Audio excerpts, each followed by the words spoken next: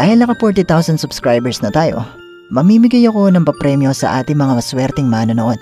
At para makasali, ang dapat mo lang gawin ay una, dapat ay siguraduhin mo na nakasubscribe ka sa ating channel.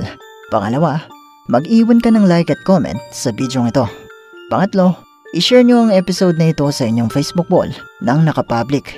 At syempre, ang pang-apat ay huwag nyong kalimutang mag-follow sa ating Facebook page para sa mga karagdagang announcement o impormasyon. Yun lang po at maraming salamat. Good luck!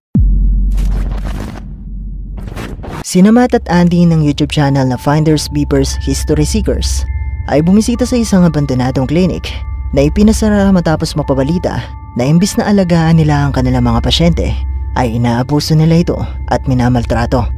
Kaya naman hindi na nakapagtataka na itinuturing ang gusaling ito ngayon na haunted at sa isang bahagi nga ng kanilang video. Right, it's the washroom this, isn't it? Yeah, laundry. Sa bahaging ito maririnig ang boses ng isang babae na mistulang sumagot sa kanila. Pero sa pagpapatuloy, habang sila ay papanik sa itaas. Right, just heading up. Is this the second or third floor we're going up to? It's because we went down to the basement, it's thrown me. Totally thrown me. That paper's, they're thick, aren't they? Wallpaper in here is like good quality wallpaper. I will say that. Yeah. So, but yeah, you can see it goes up again. Hey, wait up. Hello? Right, I'm going up.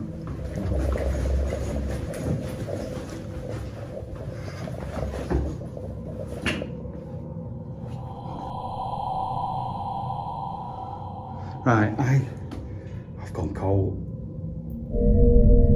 Habang nasa hagdanan sila, nakita nila mula sa itaas ang isang itim na figura ng tao na nakatayo at mistulang nakatingin sa kanila na maya-maya pa ay nagtago at umalis.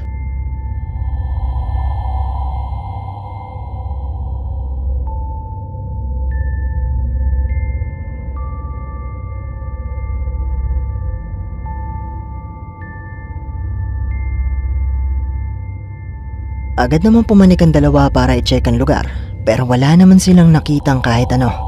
At matatandaan na sa bahaging ito nagtungo ang imahe pero makikita na wala naman itong pwedeng daanan. Pero katulad ng dati, nasa inyo pa rin kung maniniwala ba kayo o hindi.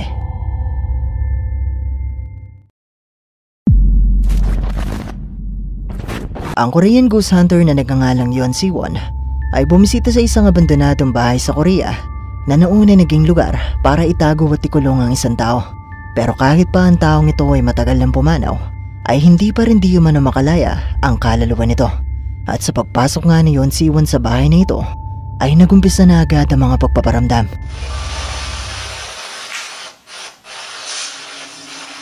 와씨 담배 놔두니 이거 뭐 확 날리는 거 봐?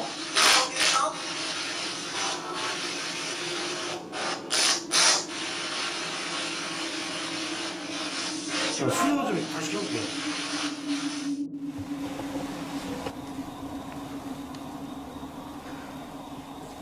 어이씨! 깜짝이야! 야!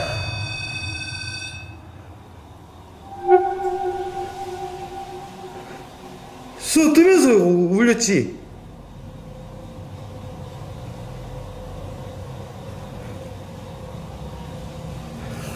와, 씨.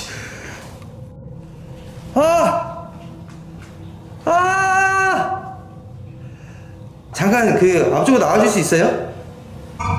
오, 우와!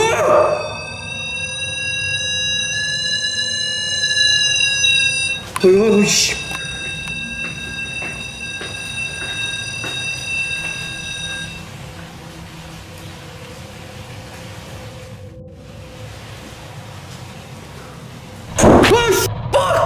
존나 깜짝 놀랐네.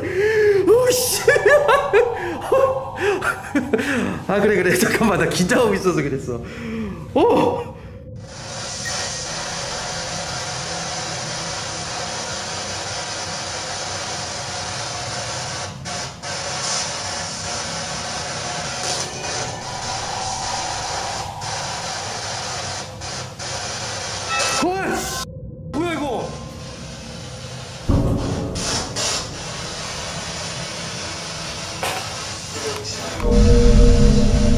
Nagumpisang may masagap na energy ang kanyang device sa loob ng bahay. Pero sa bahaging ito nakuhanan niya mula sa labas ang isang imahe na mistulang isang tao na dumaan.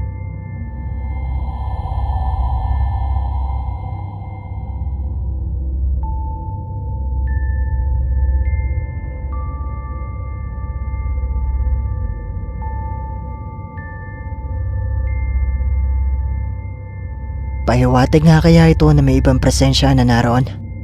Ito na nga kaya ang sinasabing multo ng taong ikinulong sa lugar na ito? Kayo, ano sa palagay niyo?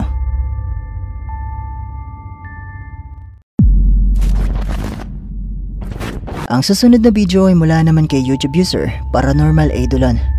Ang video ito ay kuha habang sinusubukan niya ang kanyang bagong biling camera. Pero meron pala siyang nakuha ng kakaiba na hindi niya napansin nung araw na yon.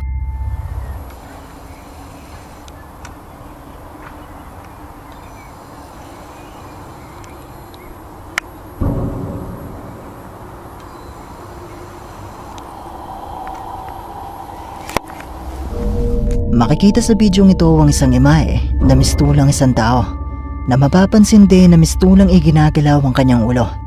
Pero wala naman din man na siyang napansin ganito ng mga oras na ito.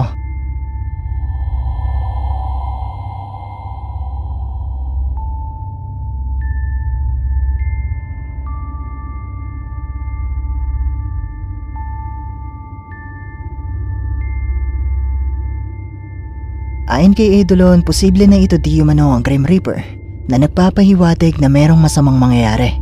Dahil matapos di umanong makuhanan ng bidyong ito, ay nagkaroon siya ng malubhang karamdaman na halos muntik niya nang ikamatay. Pero sa kabutihan pala di gumaling naman siya at doon na niya napansin ang imaheng ito sa video.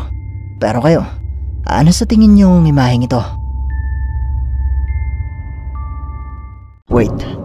Napansin ko na 80% sa mga viewers ay hindi pa nakasubscribe dito sa ating channel. Kaya naman kung ikaw ay isa sa 80% na ito, iniimbitahan kita na i-hit ang subscribe button at ang notification bell dahil marami pong mga nakakatakot na videos ang paparating. Sa bidyong ito magpapakita ulit ako ng 3 Japanese ghost videos at ang una ay mula sa isang magkasintahan na mukhang nag-i-enjoy lang ng magkasama habang nanonood sila ng pelikula. Pero bigla na lang may nangyaring kakaiba nang patayin nila ang mga ilaw.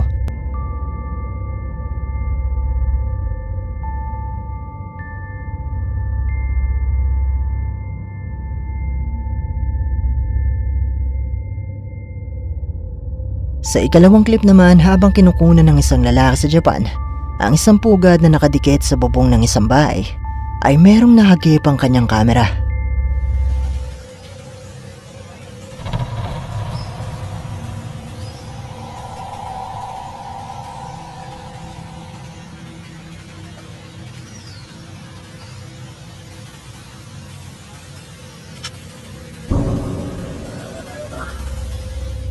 Makikita sa bahaging ito na mistulang may nakasilip na isang babae mula sa loob ng bahay.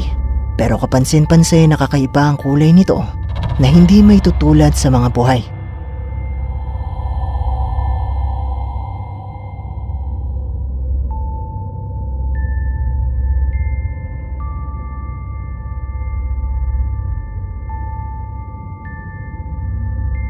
Sa huling clip naman na mula pa rin sa Japan, habang kinukunan ng isang lalaki ang bahay ng isang babae, ay meron siyang nakuha ng kakaiba.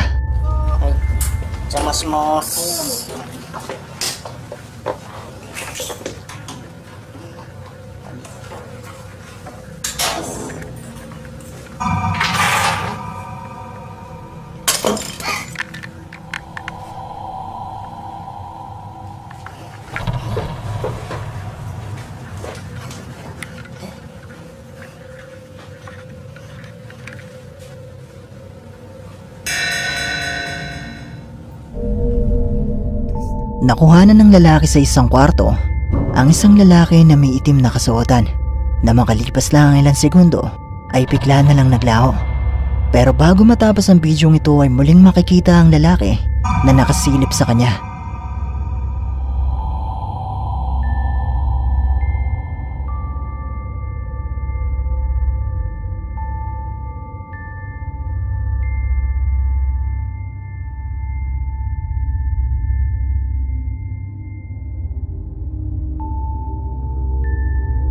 Totoo nga kaya mga bidyong ito na mula sa Japan?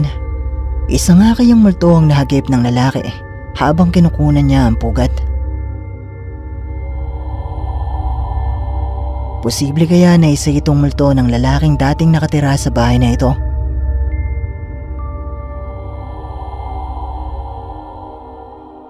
May isa nga kayang single na multo ang nagpakita sa kanila at gustong guluhin ang kanilang baby time? Kung totoo man ang mga ito o hindi may tatanggi na napaka-creepy na mga bidyong ito.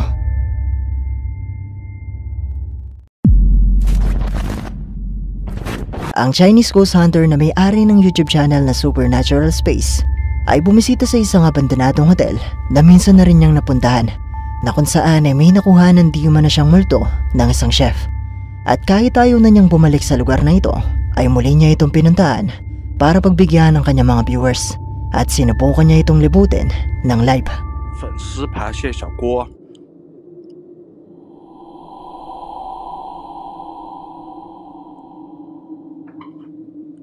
啊！我操！啊！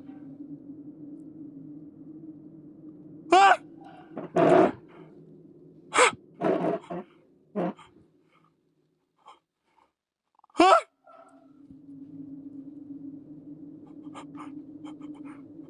杀！杀！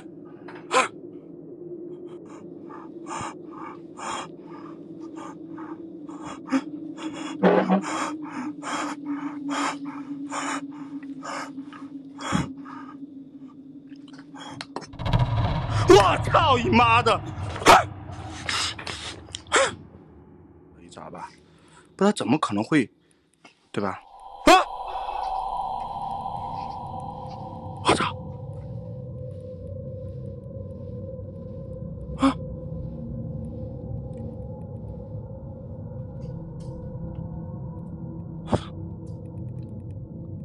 哎呦我去你妈的！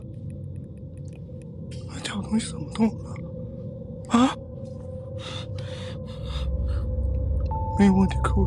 Sa umpisa pa lang halos ng kanyang livestream ay nakuhanan niya na agad ang paglutang ng tipat na ito. Sumunod ay nakuhanan naman niya ang kusang paggalaw ng litratong ito na mistulang may lumapit dito.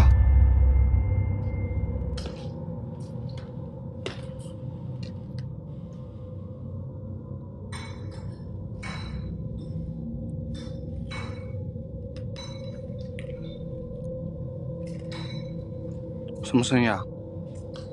嗯。啊！我操你妈！哎！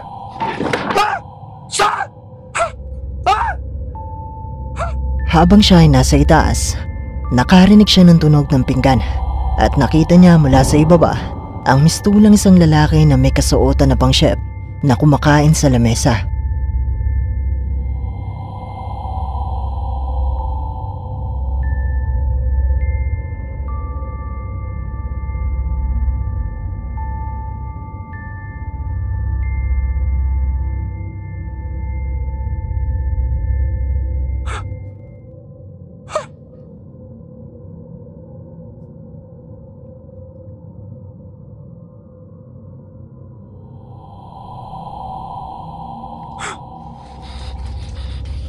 Muli niyang tinignan kung ano ang kanyang nakita, pero bigla na lang itong naglaho at sa pagpapatuloy.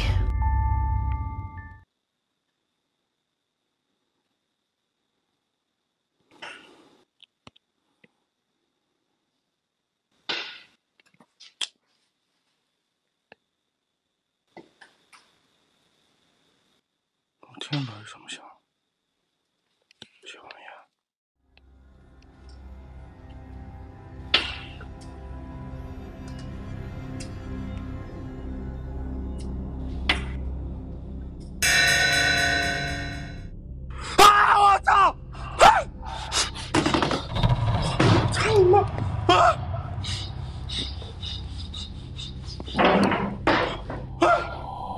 我操你妈的！啊！ Nakarinig siya ng mga tunog mula sa isang kwarto at nang sinubukan niya itong puntaan, dito ay nakita niyang muli ang di umano'y multo ng chef na nasa loob ng kwarto.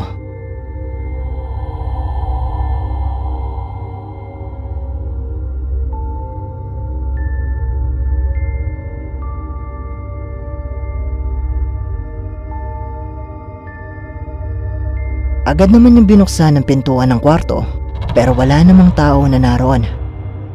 Pero totoo nga kaya mga pagpaparamdam na nakuhanan niya?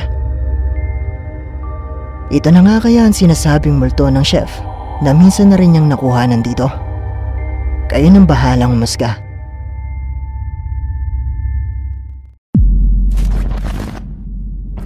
Ang ating bonus clip ay ipinadala naman sa atin ni Kevin Reyes de la Cruz na mula naman kay TikTok user CDZ Crew. Sa bidyong ito habang sila ay nagpa-practice ng sayaw ay napatigil sila nang bigla na lang may dumaan sa kanilang likuran. Pero nang panoorin na nila ang video, nagulat sila nang makita nila ito.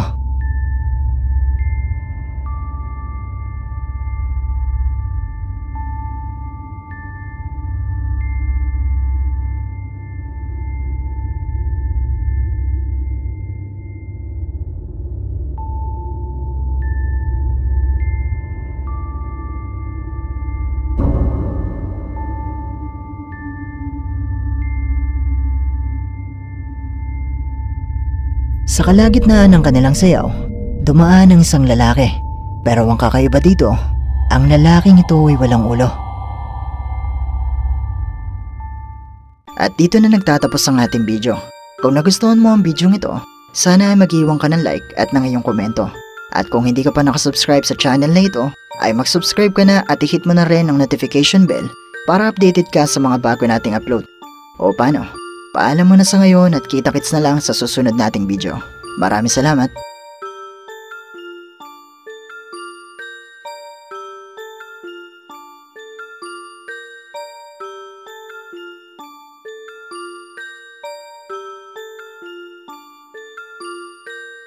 Hi!